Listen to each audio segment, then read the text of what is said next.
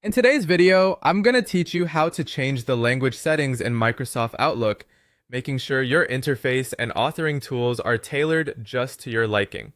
Whether you're brushing up on a new language or simply prefer to use a different one, this easy guide will help you make those adjustments smoothly. Let's get started. First things first, launch your Outlook application. Once you're in, head over to the top left corner of your screen and locate the File tab. Give it a click. This will take you to a new panel where you can manage various Outlook settings. In this new window, look for the Options button. This button is often found toward the bottom of the panel and is your gateway to customizing how Outlook behaves and looks. After clicking on Options, a dialog box will pop open, presenting you with a list of categories on the left-hand side. You want to find and select Language here. It's the place where all language settings are governed, offering a comprehensive control panel for your display and authoring languages. Now focus on the section labeled Office Display Language. Here, you'll see a drop-down menu that lists a variety of languages to choose from. This drop-down is conveniently structured to help you quickly find and select your preferred language for the Outlook interface. Once you've decided on your preferred language, click on it.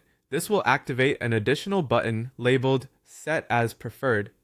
Clicking this button ensures that your chosen language becomes the default display language across all Office applications, not just Outlook. Next, move slightly down the menu to find the section titled Office Authoring Languages and Proofing.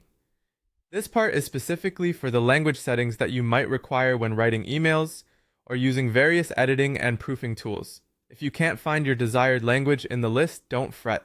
You can easily add a new language for authoring purposes by selecting Add a Language. Once the desired language appears on your list, you can ensure it's set for authoring by highlighting it and clicking Set as Preferred if it's not already. Before you wrap up, make sure everything looks right. This review step is crucial, as these settings won't take effect until you restart the application. Once satisfied, click OK. This will save all of your adjustments. Now, exit Outlook completely. You can do this by closing the application or selecting Exit from the File menu. After you've closed it, relaunch Outlook. And just like that, your new language settings will be applied, enhancing your workflow in a language you're most comfortable with. I hope this tutorial has been helpful in guiding you through the process of changing language settings in Outlook. Remember, these changes can make a world of difference, providing a more comfortable and efficient experience. Thank you for tuning in, and be sure to check out other videos for more helpful tips and tricks.